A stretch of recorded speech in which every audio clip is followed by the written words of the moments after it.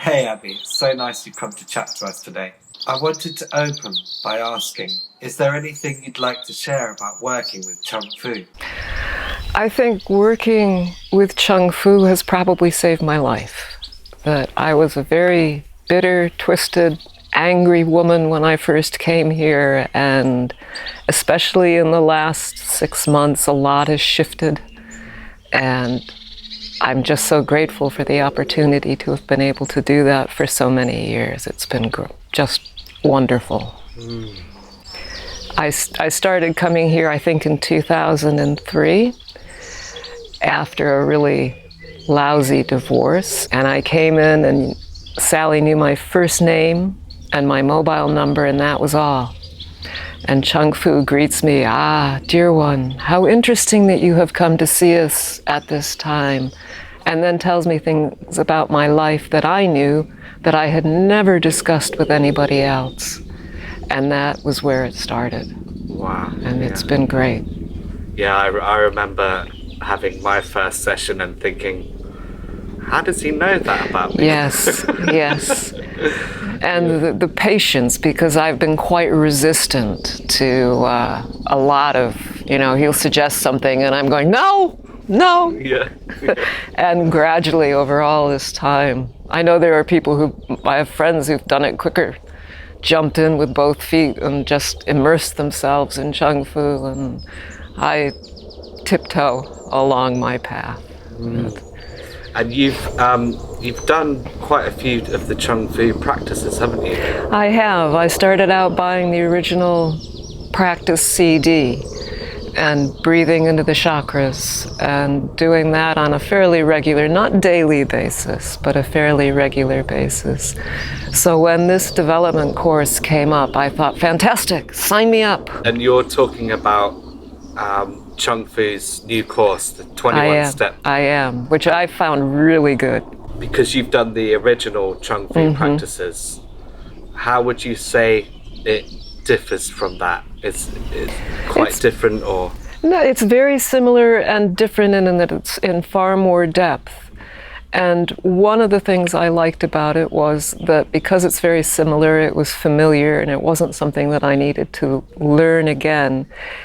But it also ties in with and deepens a lot of the other practices that I have done, because I haven't just worked with Chung Fu. I have gone off on different healing journeys. So whereas Chung Fu refers to the guardians of the four directions, to me they're the grandmothers, because it ties in with Native American First Nations healing work.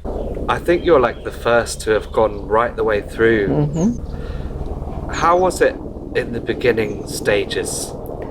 As I say, to begin with, it was very familiar.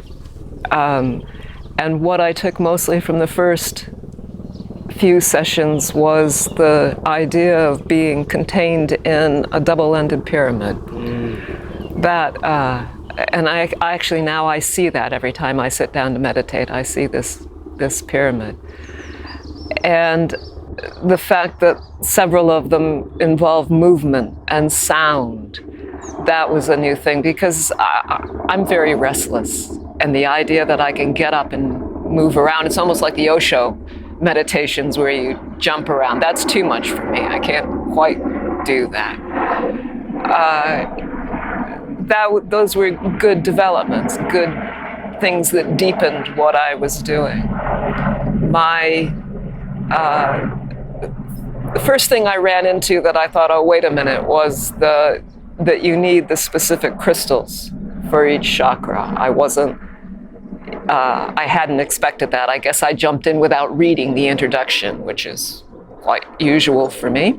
And you own crystals, don't you? I owned crystals, but I was missing some. So I've had to acquire them as I went along before I felt. And I did start with the ones that I had, and just if I missed one, it was too bad. I'll get that when I get one.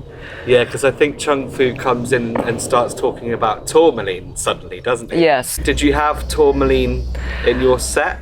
I had very small pieces of tourmaline, and I felt that if I was going to do this, I wanted chunky crystals.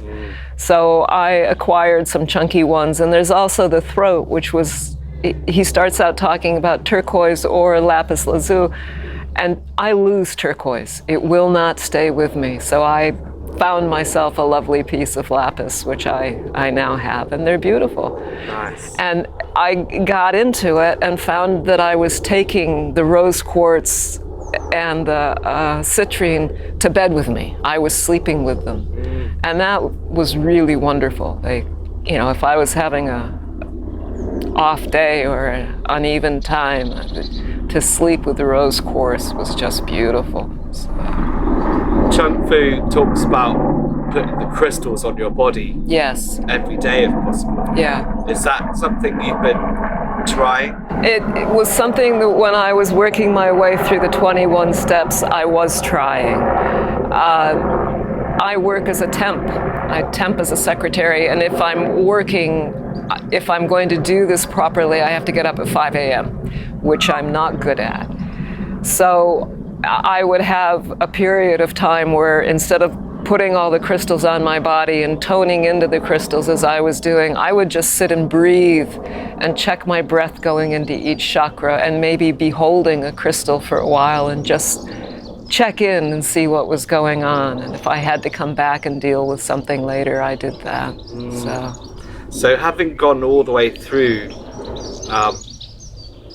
Chung Fu, he does mention all the way through at different times that it's not a one-time course, it's a recipe for life. Yes. Almost. Yes. What's your thoughts on that? When I first started it, I misunderstood it, and I thought I was going to have to do 21 steps in 21 days. Now, the first few steps, that's quite possible. That's very easy to do, but when you get into working with the crystals in more depth, then it's not possible unless you spend all day doing it.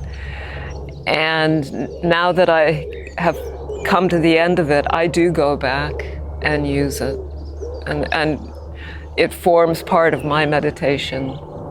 Yeah, that's probably slightly misleading in the name of the course. Yeah. Yeah, it's not really a 21-day course. But again, that's me misunderstanding perhaps what was going on. So, but yeah.